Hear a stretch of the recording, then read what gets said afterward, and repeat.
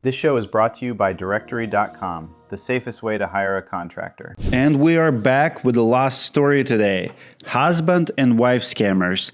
Very, very typical in the roofing industry. It's a real cautionary tale out of Colorado. Husband and wife duo Kevin and Amanda Herrera were recently indicted and convicted of running a scam together.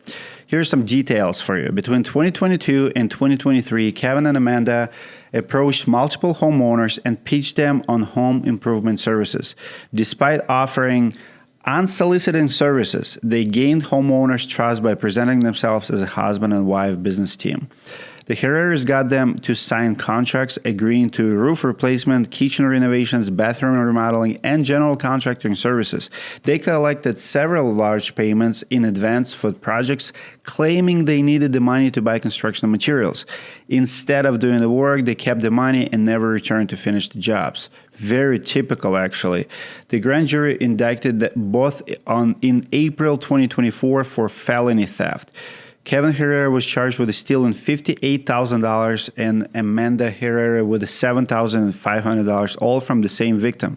Interesting how they got different amounts, how that was split. They each faced separate prosecutions, but both took plea deals in early 2025.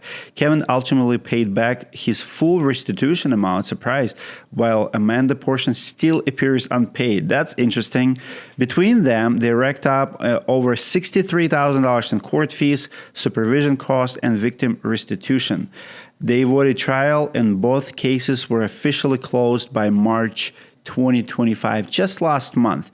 Guys, what an interesting story. First of all, husbands somehow have money to pay back in restitution. It was like 58 grand, but the wife is $7,500. Something is telling me that either they were churning on each other, or like, it's your fault, you did this, I'll pay my portion, you pay your portion. How do you explain that he paid his restitution, but she could not pay hers? Some murky waters. Someone wasn't happy with the other. I agree. This is a pure social engineering. It's scammers know how to build rapport. Husband and wife team, small business feel. It feels disarming.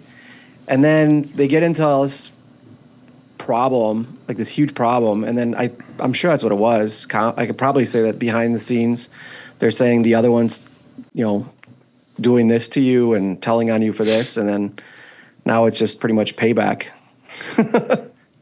What I love about this is, and I love seeing more and more stories where people, because we're not talking about big amounts, 58, 60. I mean, I've seen people doing millions. I mean, CMR Construction is out of, I don't even know how many millions of dollars, right? And they're bullying homeowners from, we shared in the last few episodes, from 5 years ago to go with them. I mean, their average job is like 70, 80 grand.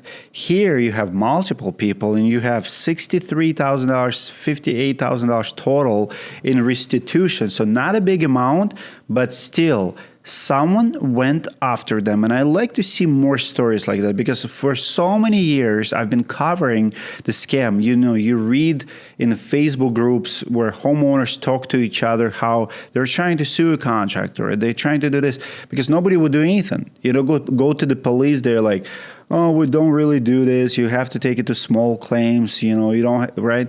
And now we see felonies, we see restitutions, we see people pay back.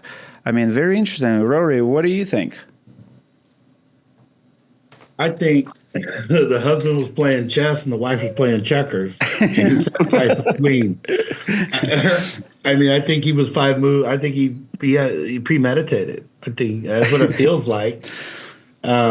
That he was the mastermind, I guess, for lack of better terms. He was the engineer of the scam, it feels like. I'm just curious how they even got the split amounts for them. So we're charging you for, I guess maybe she collected smaller payments, or she asked for that amount, and that's how she was charged for it, and he was charged with a bigger one. But it's just how in the world he paid back and she didn't?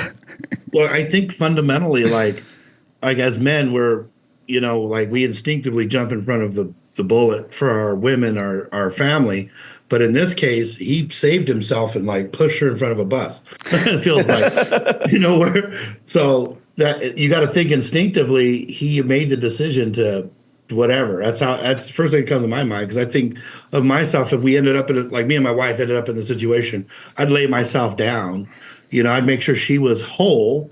And if I go to prison or whatever, I'm a man, like I'm made to, like if I have nothing to die for, I have nothing to live for, so I would willing to lay myself down. But in this case, he was like, hey, I'm good. I'm already, I have a very important lesson from this story to my contractors. But first, I want to address my homeowners listening to the show. If you have a crazy story or if you need my help, you can text me and I answer all of my texts. It's not AI. It's not a bot. I'm the one answering. It's 612-558-4881, 612-558-4881. If you're in the Minneapolis area, I'll invite you to my studio. We'll do it in person. We've done it before.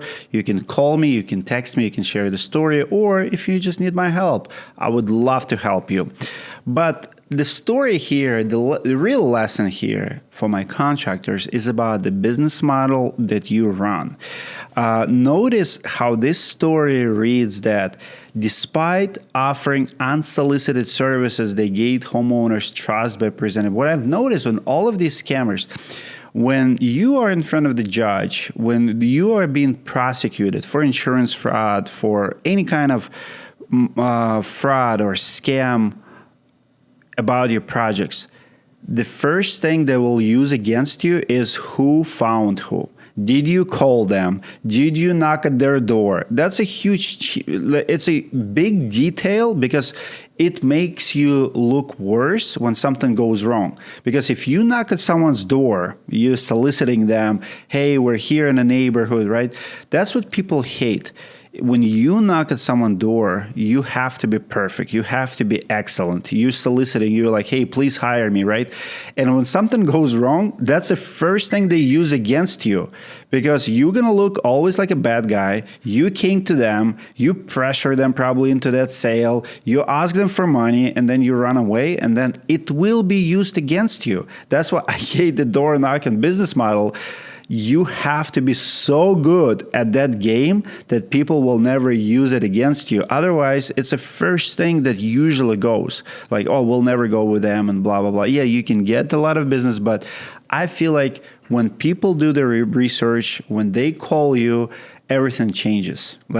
And for my homeowners, I would say, even if you have the door knocker at your door and he convinces you need a service, do your due diligence, get a second opinion.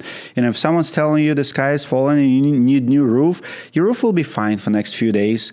Respectfully ask for that business card. Don't sign right there and then if your gut is telling you otherwise. Get a second opinion. Go online. Google maybe that company that came to you at first, right? Like, even if you trust them, even if they seem legit, say, let me think about it 24 hours, reschedule, right? Be polite about it. You don't have to sign right here and then. And if you cannot find anything on people who knock at your door, ask yourself why.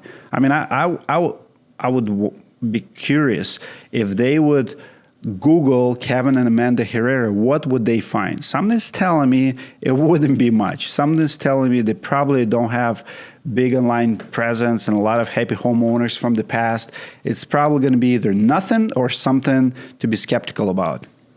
And oftentimes what you're going to see is people don't look up the bad until the bad happens. So if you want to find out if the company has problems, don't start off with looking up their name because they could bury all the bad publicity into the second page. Look up that company complaints, that company's name, scam, all the bad words that you would look up if you got taken advantage of, because that'll exploit all the problems right off the bat. So plus you'll see how the company deals with problems. If they respond to the problem, are they professional about the problem? Are they respectful about it? And there are times, obviously, where homeowners aren't necessarily reasonable, but you'll see how the company deals with unreasonable people as well, that goes miles. I would also say Googling or doing research on the owners of the company is the next best thing you can do, because if owner has any kind of bankruptcy or financial problems in the past, fraud accusations, run. You don't want to, or be very skeptical. Maybe you still want to give them a second chance, third chance, it's fine, but be careful with the deposit. Watch for those red flags. Rory, what are your final words on this story?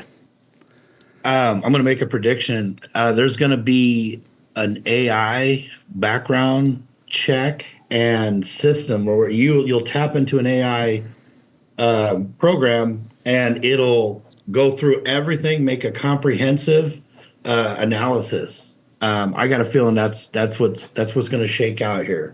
It's a great idea. Probably 2 to 5 years, if not shorter.